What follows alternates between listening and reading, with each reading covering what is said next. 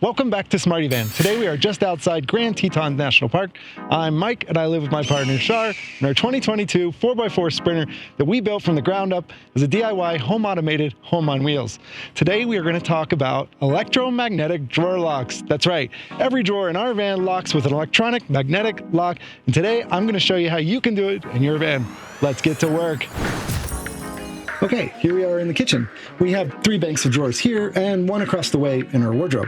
These are basic Baltic birch box drawer construction with soft close blown slides. We really wanted to be able to design this to feel like a home kitchen. So we have brass pulls here, and we don't have any of those slam latches or plastic mechanisms that can break. These drawers are held closed by a 130-pound pull force from electronic mag locks, which are mounted at the back of the drawers. So you can use a switch, or when the vehicle turns on, these will lock, and you can no longer open them. We've been down gravel roads, washboard, and off-road with this thing, and these have helped great. You can also use the Home Assistant app to control these locks. All right, so now that we've taken a look at these in action, let's go take a look at the code and the wiring to get these set up. Okay, now that you've seen our mag locks in action, we have to talk about the components we use to put that together. Obviously, biggest thing we need to talk about is the magnet. We went with these. These are 3.5-inch by 1.5-inch electromagnetic door locks, like you'd see on a security door leaving a restaurant or a retail store. They're a smaller version, but they have a 130-pound pull force with only 100 milliamps of power applied here at 12 volts. So it comes with your powered part. It's got the little pigtail here with positive, negative, and then it comes with a steel plate that has one feature really that's important, and it's this adjustable bit right here that gives a little springiness, so when power is removed from the device, it pushes away to kind of disconnect the locks a little bit. These do require a little bit of registration. You need the lock to get fairly close for it to bite on. If you mount these with some rubber washers on the backside so that at the backside of the drawer, there's a little bit of play as the drawer is closed by the soft close mechanism. And then when this is energized, it's close enough to be attracted to the magnet. These magnets claim to use about 100 milliamps per magnet, and we have 10 drawers, each with their own magnets, so around an amp total to lock all 10 of our drawers. I find it's a little more than that, but still, we're talking about somewhere between 12 and 20 watts at 12 volts to power these magnets when we want the drawers locked. We did consider other options like electronic rotary push to close, like you'd see in an Amazon locker, but those require power to be unlocked. So since we're sitting still a lot of the times and we want the drawers to work as if they would in a home, we really want something that requires power to be locked, because while we're driving, our alternator is charging our battery, so those 20 watts to keep the drawers locked is really negligible. If we had to do the inverse and apply power at all times to keep the drawers unlocked, that would consume a lot more power over time because we're generally parked more often than we're driving.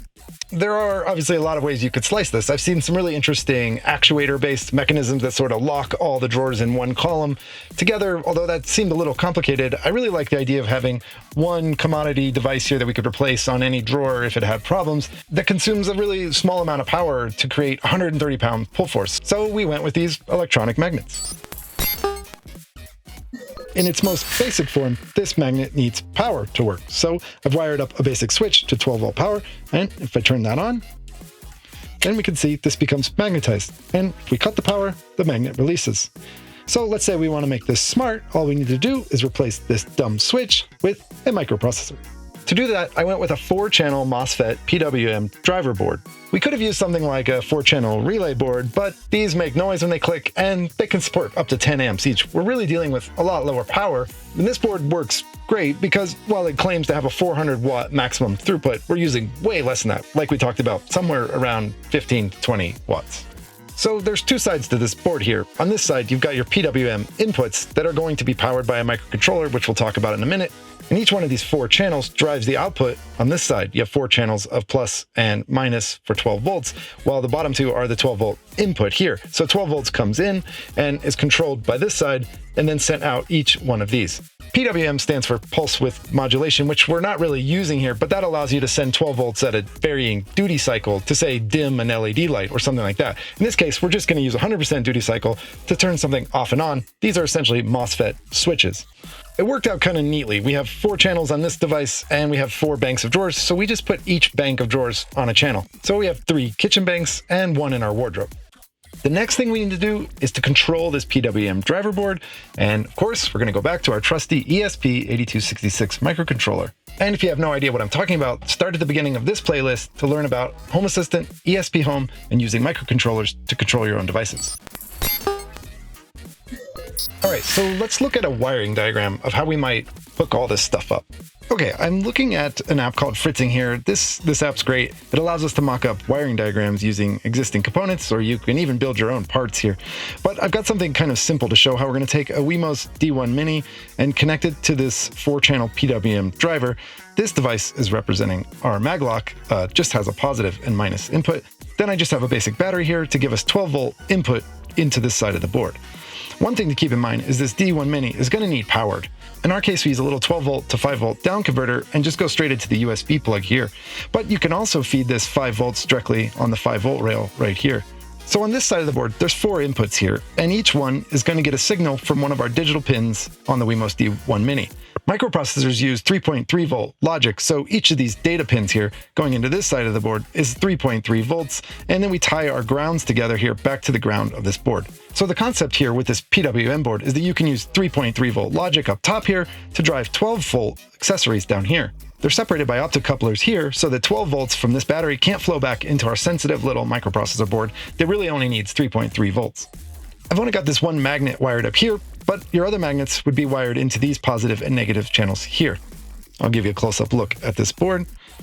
So you can see at the bottom here, our 12 volt power flows in here, positive, negative, and then output 1 has a positive, negative, output 2, 3, and 4, etc. As I mentioned, we have 4 banks of drawers, and most of those banks have 3 drawers in them. Some of them have 2, so we have between 2 and 3 magnets each on these channels. So we're just tying those 12 volt positive and negatives together so that they turn off and on in unison. Okay, so we have a wiring diagram that shows how these should be connected, but how do we actually connect these? I've been showing you this ESP8266 with these header pins here that come out the bottom that allow you to stab this down into a breadboard. But you can also take header pins that are female and solder them to the top like this so that you can build jumper harnesses that go into the pins you want and over to our PWM driver board. So that allows us to do something like this, where we can make a 3D printed case that has nice little bits in here to fit our D1 Mini and to mount our MOSFET board. This is a little mock-up that I made, but it allowed me to get the dimensions right so that I could size this box and 3D print it and then print a cover for it. And this is what our finished assembly looks like mounted underneath the kitchen sink. You could obviously do something much more permanent. You could do a custom PCB combining these two things onto one board, or you could solder something like this onto a perma-proto board where it's at least more permanent and isn't going to fall apart. But for me, this works great and it's held up just fine. It's also something that I could make at home with a 3D printer. Okay, now that we've wired all our bits together here, we're going to go into ESPHome and take a look at the configuration file and the YAML required to control each of those 4 channels on the PWM board. Okay, so we're going to log into our Home Assistant server, and we're going to find our way down to our ESPHome add-on. And if you haven't set this up yet, there's a video right here specifically about setting up ESPHome in your Home Assistant server. I'm going to look for our Maglocks device here and click Edit. Let's make some more room here, and we're going to look at our code. So the top of this is mostly boilerplate, and we went over that in the previous video, but we're going to get down here to the interesting stuff. One new bit that you might notice is this status LED, and that is a built-in component for ESPHome that allows the onboard LED to become an indicator when there are issues with the ESPHome device. I'm not going to cover it in great detail here, but there is a link in the description for the status LED component on the ESPHome website. The first item we have here is a binary sensor. What we're doing here is using the Home Assistant platform to import an entity called binarysensor.van GPS movement. I've defined a sensor that decides whether the van is moving based on a few other inputs, and this allows us a bit of a safety mechanism so that if the van is moving, we will ignore any commands to unlock the drawers. Okay, next we have a switch component with 4 separate switches defined. You'll notice that they each have an ID, in this case, Maglocks Bank 1. They're set to internal true, which means these actual switches are going to be hidden from the Home Assistant interface. We're basically using this as internal plumbing to help decide which pin the ESP needs to use to tell this board which PWM output to turn off and on. On the first one here, we're using pin D5, and our restore mode is set to restore default on. This means that if our ESP is restarted or loses power for some reason, it will attempt to restore the last state it was in, but it will default to on if it can't restore the last state. I chose this because it's sort of a failsafe. If the device resets and can't restore its default, I want the locks to lock, just to be sure that the drawers are safe if we happen to be driving. This has never happened, but this is the beauty of restore modes. You can decide how you want this to be handled in the case a restore isn't possible. Quick note here, if you are using restore mode on an ESP8266, under that component, you should set restore from flash to true. Okay, then we have two action blocks, on, turn off. And these are actions that are performed when the switch is turned off or on. In this case, we're updating the state of our locks, which are down below. We'll talk about that here in just a second. Basically, we just need to publish a state to our locks so the locks in Home Assistant know whether they've been turned off or on. So we have 4 of these here, one for each of the outputs on our board, and then we'll go down here and take a look at the locks. The lock component defines 4 locks then. These are the actual entities that are going to be displayed in Home Assistant. The reason that we need to use locks and switches is that you can't define a lock as a GPIO output, and we really just need to tell which GPIO pin on here to turn off or on when we flip our lock. So we need the lock to refer to a switch. The switches are allowed to talk to the GPIO pins, and the lock can talk to the switches. It's a little annoying that a lock can't use a GPIO pin, but that's just the nature of ESPHome. Not every platform is available for every component, but you could do things like this to work around it. So we have a lock. The platform is template, which allows us to define what happens when we turn the lock off or on. We're going to give this one a name, which is Kitchen Bank 1.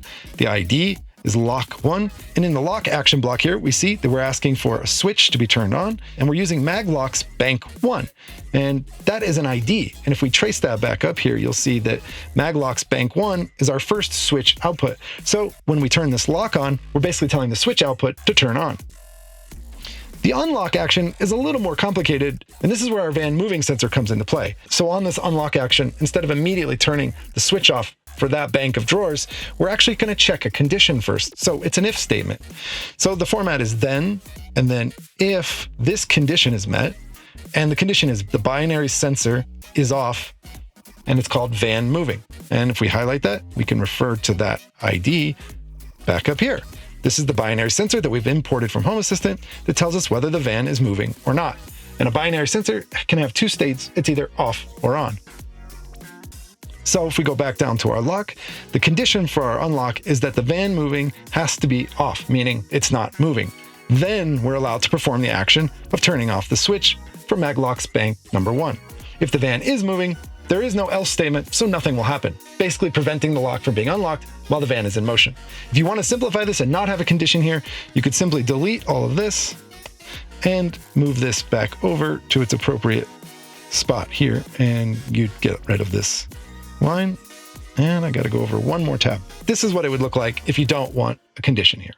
So we repeat this 3 more times, once each for lock number 2, 3, and 4, and they all do the exact same thing. They're just referring to a different ID in the action blocks. And those IDs, again, refer back up to our switches, which are controlling the GPIO on this device, which is then driving this PWM board. So by creating 4 switches that are internal, just our plumbing inside ESPHome, and 4 locks, which are going to be presented to Home Assistant, we now have 4 banks of drawers that can be individually locked or unlocked with ESPHome inside Home Assistant. So let's take a quick look at how this looks inside Home Assistant. Okay, so I'm going to go down to our devices and services, and we're going to look for ESPHome and go down to our mag locks here, and we'll look at this device. So as they were defined in the YAML in ESPHome, we now see Kitchen Bank 1, 2, 3, and we call the 4th one Wardrobe Bank 4. And if we click lock on these, we can individually lock and unlock each of our banks. One last thing I did was to create a helper to allow us to lock and unlock all of the drawers together if we want. So to do that, we'll go into Settings, Devices and Services, and go to Helpers.